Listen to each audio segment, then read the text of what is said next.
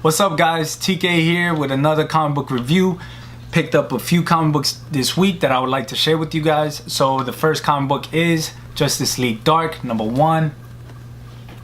See if you guys could get a good clear picture of that. This comic book was great. I loved it. I love where it's going. I love that the whole story is behind the whole magic and disappearing or abandoning their owners or going against them. You know, it opens up with a Zatanna scene, and I find it exciting. I find it great that Wonder Woman's pulling this team together. You got Swamp Thing, you got Man-Bat, kind of weird, but you also got the Detective Chimp. We get a slight appearance of Constantine, so I'm liking where it's going. You know, it comes out from the DC Metal storyline and the Source Wall, so all that's coming together and something great is happening, something huge, humongous to magic. And can it be that it'll be the end of magic? Hopefully not, because that would suck. The next issue is Doomsday Clock #6. Doomsday Clock is taking just so long to come out with their issues. I don't know what's going on. Jeff Johns, come on, please. This is a comic book. This was the most anticipated, you know, storyline for DC. So #6 is the midway point. Hopefully they stick to what they were trying to say. Like, we're gonna get a comic book a month, but I see it going over a year. So issue #6, we get an origin story of what's going on with Mime and Marinette, how they came to be who they are. We see towards the end what their goals really are. Some interactions with the Joker, which was great. Get some underground meeting that was going on between the villains like Two-Face, Mr. Freeze, Penguin, Mirror Master, Typhoon. If you guys read that issue, you understand why I'm laughing to the Typhoon part. And we get a surprise appearance. And that's a great surprise appearance. So look, you know, I recommend it. It's a great book. The Sentry #2, issue #2. Such a hard character to build a story on, you know. He's just dealing with the void thing still. He's in that pocket dimension that Doctor Strange created for him, but now he's had lost the access to it, so it's hard to maintain himself as Bob. What's his name? Bob Reynolds.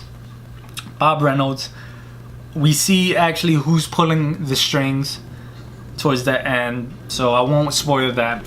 But I like the story so far. I'll read this story arc. Will I continue after that? We'll just have to see how that one ends. Pick of the week, we'll have to go to Venom #4. I've been loving Venom. I've been loving what Donny Cates has been doing with this character. We get the introduction of a symbiote god, the god of the symbiotes.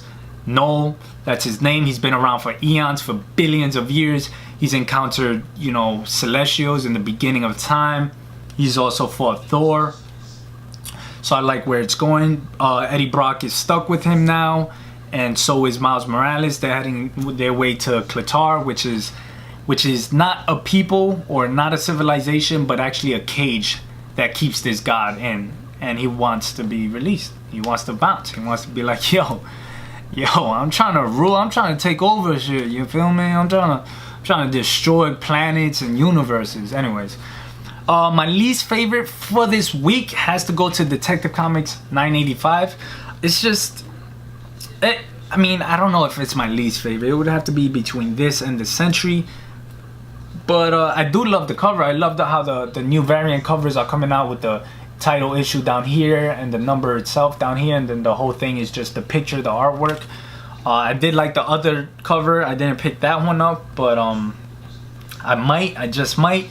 He's still, you know, forming the Outsiders. He's still, you know, he brought in Black Lightning. So that's, you know, I'll keep reading it. I like the story arc before that. But yeah, so these are some of the comic books that I've been reading. I don't know what Mo has. I know he's reading most of the main storylines, and I believe Angel as well.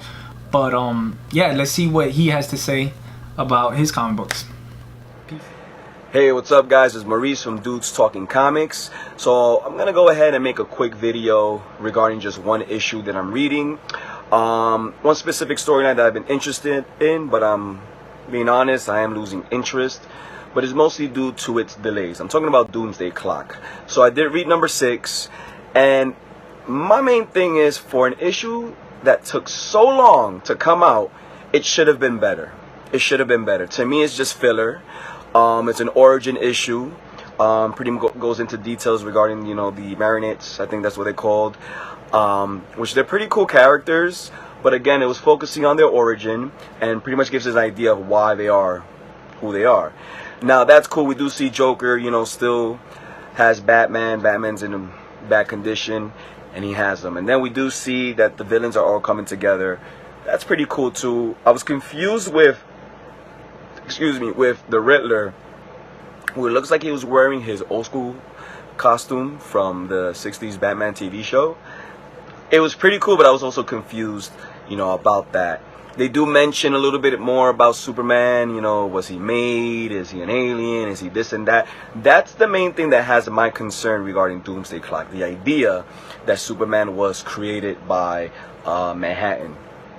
Is that what they're going with? I just want more details about that. That's the main thing that has my interest, you know. And when these issues first came out, we were like, wow, this is amazing. Watchmen are in the DC universe, cool. We're waiting. We get issue 1, great. Issue 2, great. Issue 3, great. Issue 4, I think it was like an origin story, and then from there on out, it's just been these major delays, and it's making me lose interest, which sucks. You know, this last issue, I waited a long time for it, and it wasn't even all that. It wasn't. It has its moments. Don't get me wrong. You know, the comedian going in there, that was like pretty cool. But if there's a major delay, it has to be better to keep me invested in this. You know, we do 5-star ratings. I did give this issue 2.5 out of 5 stars instead of 3. I took out 0.5 just because of the major delay. And I am losing interest. So I'm just keeping it real. I did read Sentry. I did read Action Comics. I stopped reading The Hunt for Wolverine.